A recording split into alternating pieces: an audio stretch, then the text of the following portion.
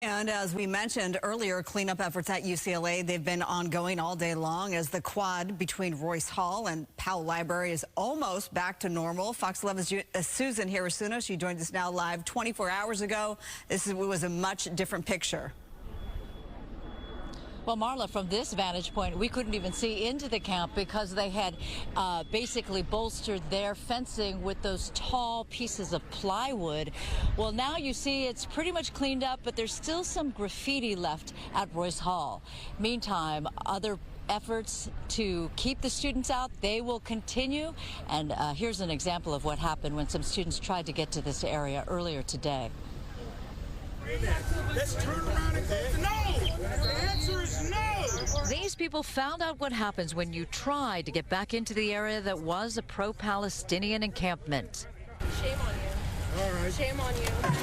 This after a raucous night as police moved in to arrest those who wouldn't leave the area around 3 a.m.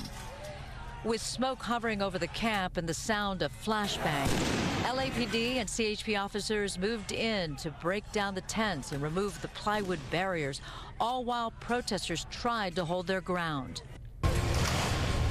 By daylight, a cleanup effort that required dozens of workers to pick up the tarps and trash. Bulldozers moved in to move the trash into giant bins, eventually filled to the brim. Good Day LA's Gigi Gracia toured the exterior of Royce Hall. Now all of the walls are either spray painted or chalked with different messages.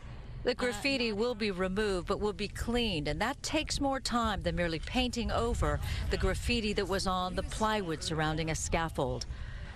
And then we found this in an area on campus far away from the protest area, including a swastika. We tried to get student reaction to the overnight events. Sense from people what they think about what happened. Sorry, it's here. Sorry, I got a phone call. Condition of the campus right now.